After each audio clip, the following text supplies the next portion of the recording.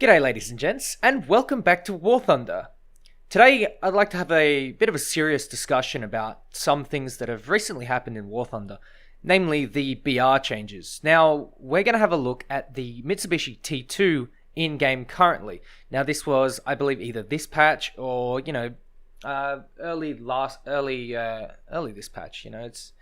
It's pretty close on, pretty recent footage. This is about exactly where the T2 stands now, with all the radar changes. And honestly, nothing has changed. Nothing has changed with the T2. It is still the best jet in the game. Obviously, in the future that won't be the case because we will have stuff added. But for now, the T2 sits at a level that exceeds basically every jet in the game for two reasons. So when jets are in combat, I guess, you take into consideration two things. Mainly your airspeed, and airspeed being the most important thing, and of course your maneuvers, your maneuverability. Well, it's not just hard turning, it's also first turning. So essentially, you're traveling at a high speed, your initial pull is what I'm going to call the first turn. Now, over time, yes, the T2 tends to lose a lot of its energy in a bank, in a steep turn, and if you continue to turn fight with something like a Sabre, or even an F100, you will lose out. Now, the reason why the T2 is so proficient and so strong is because it combines acceleration, top speed, and first turn. In jets, the first pull is sometimes more important than the actual turn rate. A jet like the Hunter, whilst it does actually, in the long run, outturn an F100, and it also outturns the MiG-19, it's not as capable. It is not as capable because it does not first turn as well. That initial turn is nowhere near as strong, and that's due to the all-flying tail on this plane. Probably also due to its length as well, and the distance of the tailplane off the center of gravity. But that's a little bit too complicated. I don't want to lose too many people, and honestly I'll get lost myself. Now, in this match, I'm doing the same thing as I do every single time I play a jet. I rush. I go straight in, and depending on the jet, maybe I'll side rush. I know a lot of people have been telling me, what do I do in a 7.0 jet? Sometimes in a slower jet, the rush tactics aren't as effective. What you need to do then is you need to gain distance. Now, this isn't distance necessarily in altitude, this is more just a separation from your opponent. And sometimes, depending on who you're facing, it can be a decent idea to, push the head on, obviously evade, don't commit to it, but the separation can be gained when both planes are flying away from each other. This happens occasionally. I wouldn't try and do this all the time, especially if you're in something like a Cougar. I'd go for the side rush, but that's beside the point. We're here to talk about the T2.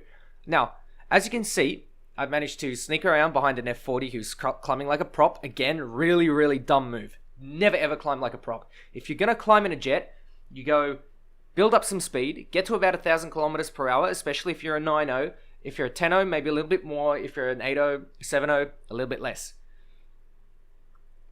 Then you burst climb at about 20-30 degrees until you back down to about maybe 2/3 of your speed, and then you try it again. Jets work differently to props, and so they climb differently to props. Now, in this case, you could argue that the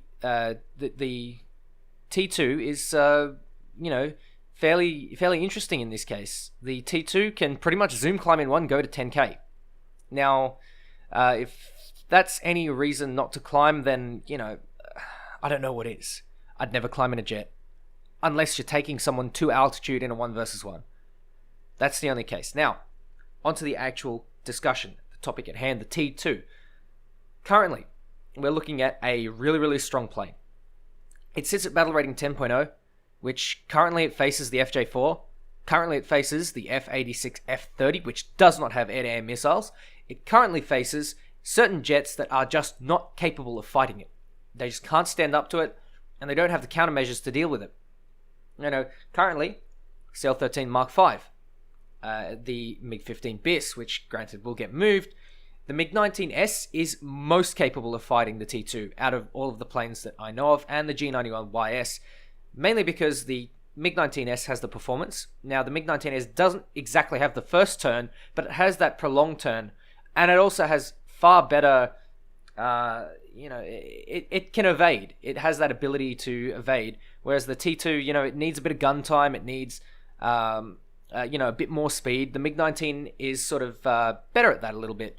It can, turn a little bit. It doesn't get energy as quickly, though. And once a T2 is stuck firmly behind you and you're slow, you're pretty much screwed. But if you can stay fast, the T2 will 90% of the time overshoot you, or you'll outturn it.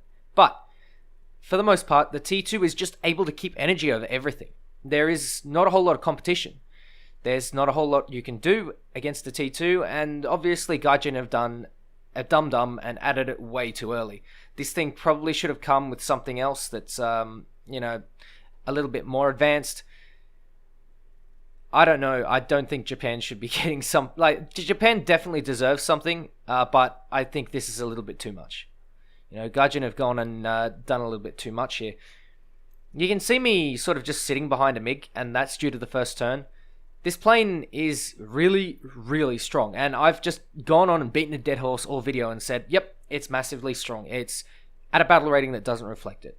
So, what should be done? What Gaijin have currently done is they've kept it at 10.0, and then they've given it a massive repair cost. Now, I do understand the logic behind this, and I can understand why. I know it's frustrating, but I don't know what to feel about this, honestly. Gaijin have this way of balancing things by a repair cost, and whilst it may be a little bit frustrating, it kind of works, and that's probably why they do it. I feel indifferent to it, honestly. In some cases, if you're struggling to get if you're struggling to get several kills in the most overpowered plane in the game, then maybe you shouldn't be playing it. Maybe you shouldn't afford to be able to play it. But at the same time, if you ground out the plane, if you spaded it, if you did all this, then why should you be paying an exorbitant amount of SL just to fly out, the plane that you grinded? I understand both perspectives, and I feel indifferent to both. Honestly, I just don't care. I'll just play the game.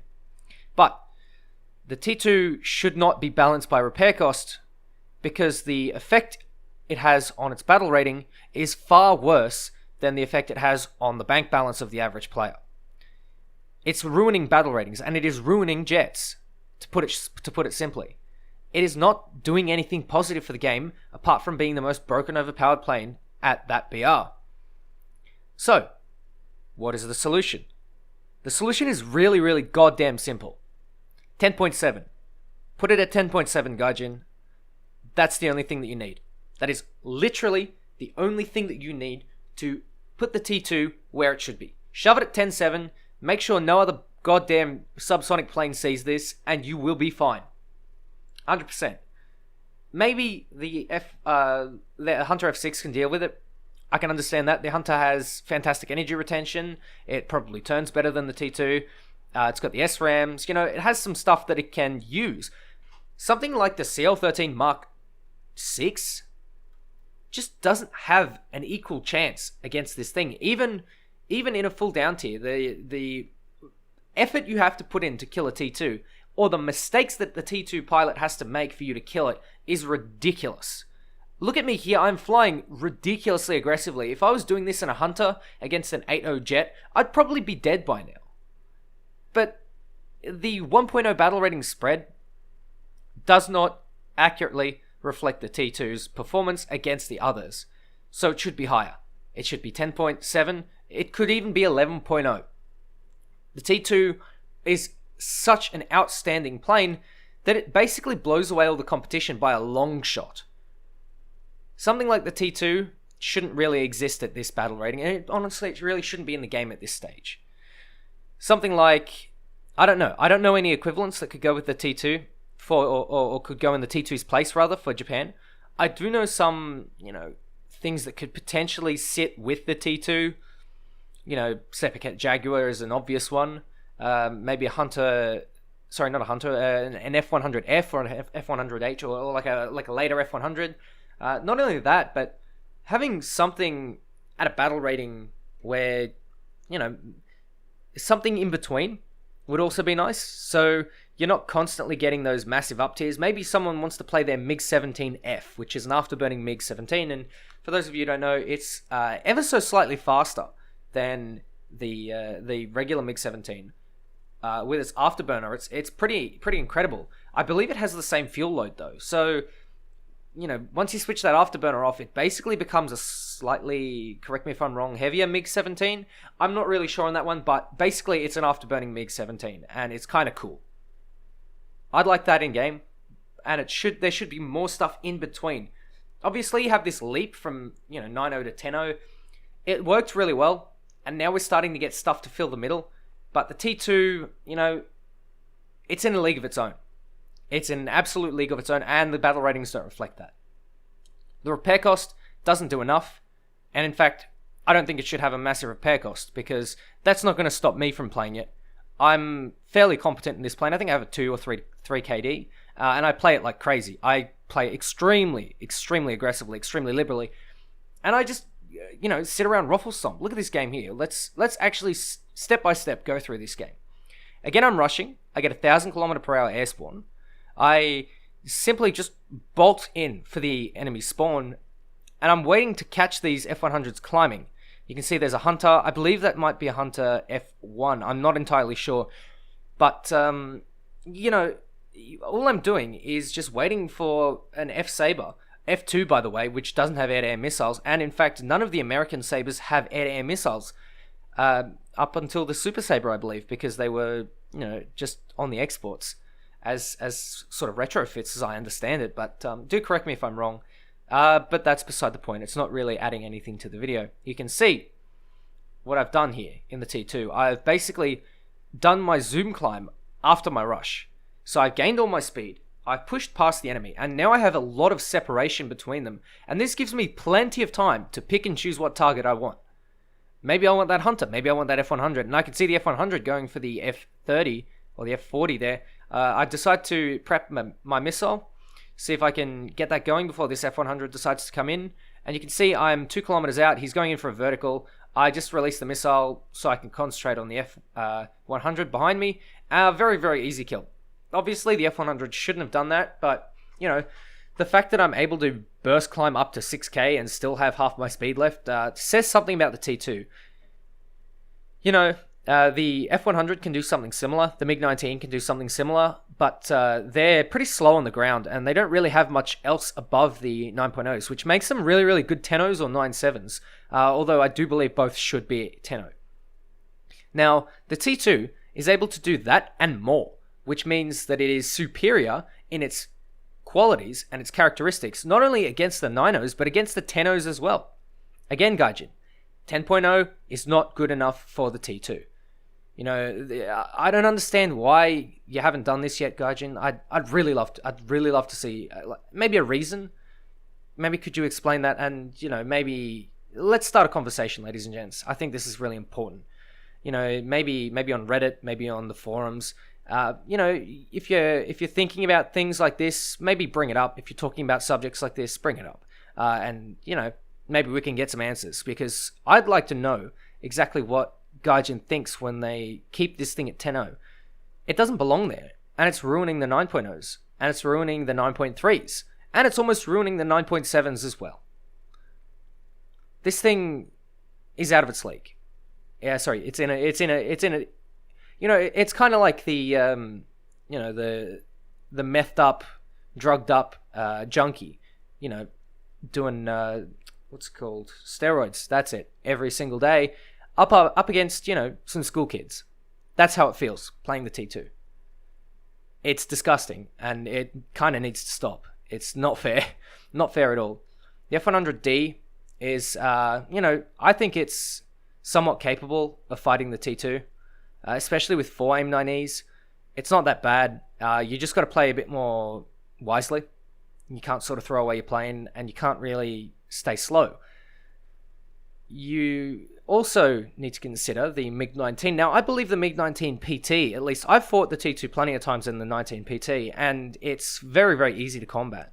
You you definitely can combat it, kind of like a 9-3 fighting the MiG-19. It's kind of like fighting a G91 YS in either your MiG-19 or your F100. It feels very similar. It's got a similar feel.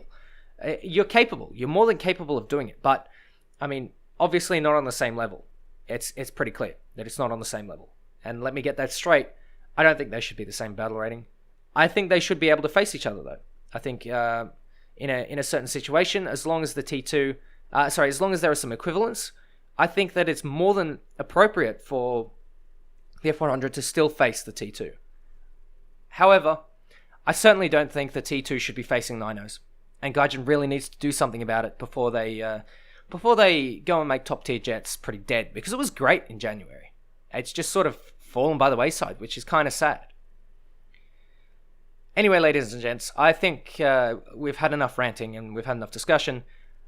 Later today, in about an hour's time, or at about 3 a.m. for me, so, about 40 minutes time, maybe 20 as this video goes up, we will be live on the War Thunder Twitch channel with the boys doing some War Thunder Grand Final. We'll be streaming that, we'll be casting that. It should be really fun, and we're going to see some excellent matches, hopefully, on our hands. It's been great. It has been fantastic so far, so I really, really hope to see you there. It's absolutely wild. That is the War Thunder Twitch channel. Anyway, ladies and gents, thank you very much for watching. Take care, and I'll catch you next time.